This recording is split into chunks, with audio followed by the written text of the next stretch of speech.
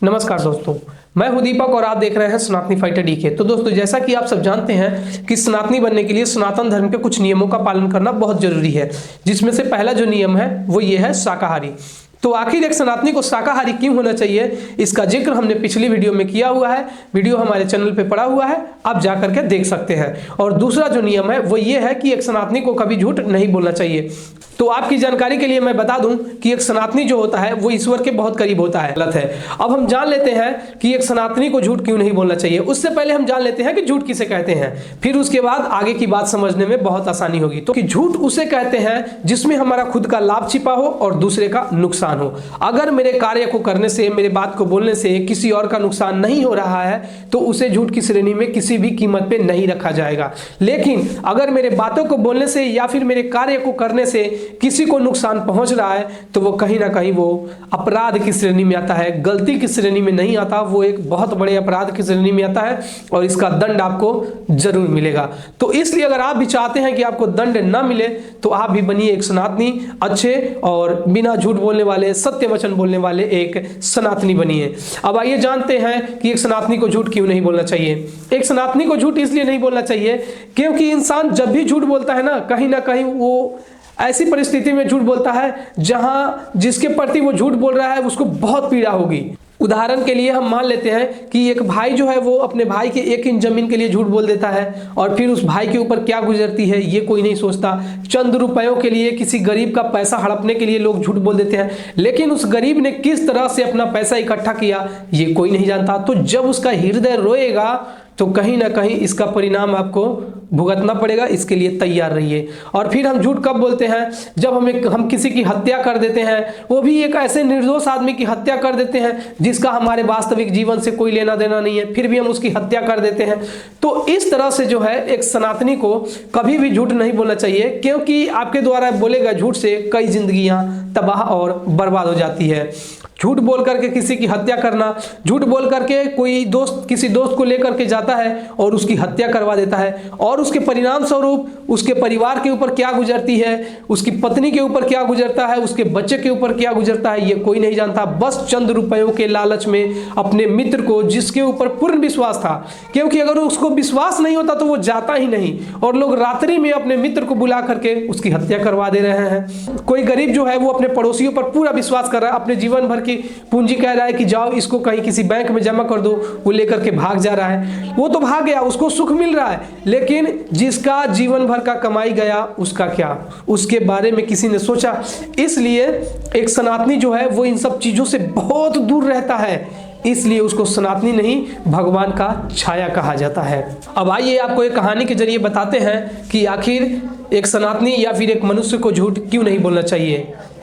महाभारत के 18 दिनों तक चले हुए भीषण युद्ध में लगभग 84 यक्षिणी सेना जो है वो मारी गई थी, यानी कि कुल लगभग देखा जाए तो 100 करोड़ इतने लोग मारे गए थे सिर्फ और सिर्फ एक झूठ के कारण। और आखिर वो झूठ क्या था, आइए इसके बारे में जानते हैं, फिर आपको पता चलेगा कि इंसान को सचमुच झूठ नहीं बोलना चाहिए। तो सबसे पहले हम आपको बता देते हैं कि 18 दिनों तक महाभारत के युद्ध चले और उसमें 11वें दिन गुरु द्रोणाचार्य जो है वो कौरवों की सेना का सेनापति बन गए, और फिर 15वें दिन जो है वो बहुत तबाही मचा रहे थे और पांडवों की सेना पर टूट पड़े और पांडवों की सेना में खलबली मच गई।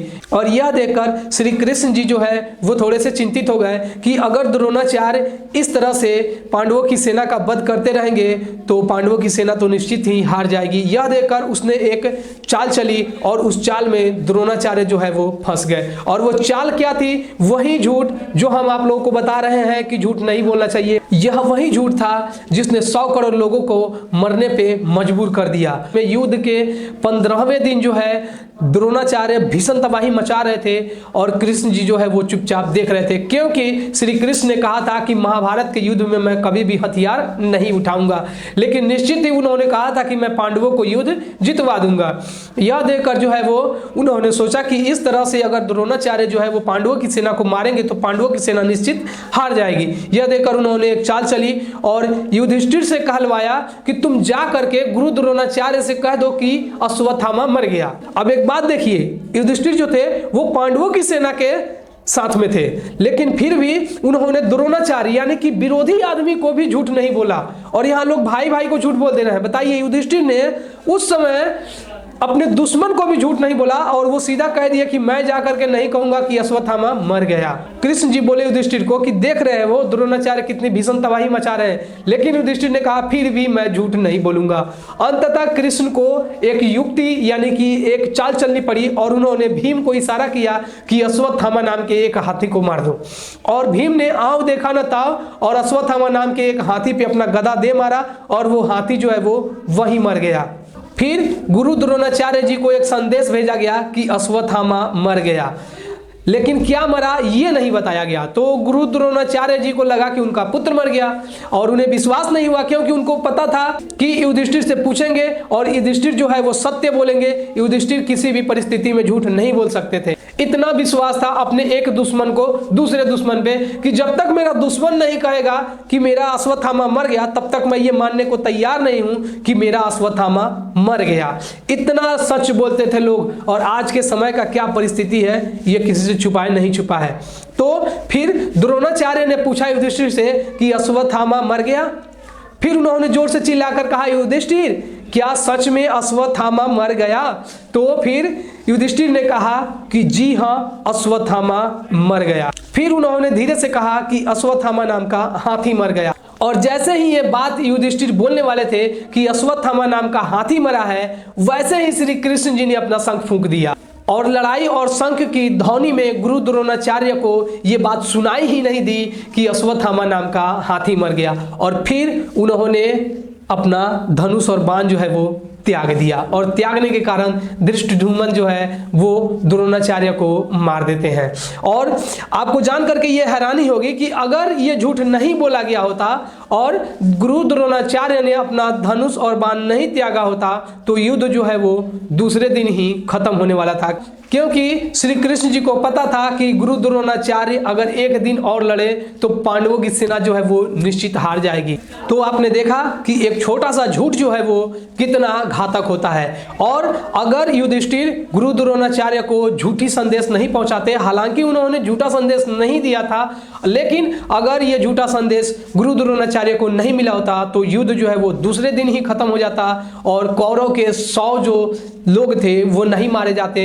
और फिर उसके बाद युद्ध की परिस्थिति क्या होती ये कोई नहीं जानता, लेकिन मेरा जहां तक अंदाज है कि 84 यक्षिणी सेना जो है यानी कि लगभग 100 करोड़ लोग जो है वो नहीं मारे जाते। तो कहीं ऐसा ना हो कि आपके एक झूठ से कई सारी जिंदगी तबाह हो जाए और कई सारा परिवार जो है वो तबाह हो जाए, बर्बाद हो जाए और लोगों का इंसान के ऊपर से विश्वास उठ जाए। तो आप भी अगर अपने ऊपर विश्वास बनाना चाहते हैं तो हमेशा सत्य बोलिए, सत्य का साथ दीजिए और झूठ से बचिए। अगर आपको वीडियो अच्छी लगी हो तो लाइक कर दें और यहाँ तक अगर आ गए हैं सुनते सुनते तो चैनल को सब्सक्राइब कर दीजिए और एक प्यारा सा कमेंट कर दीजिए।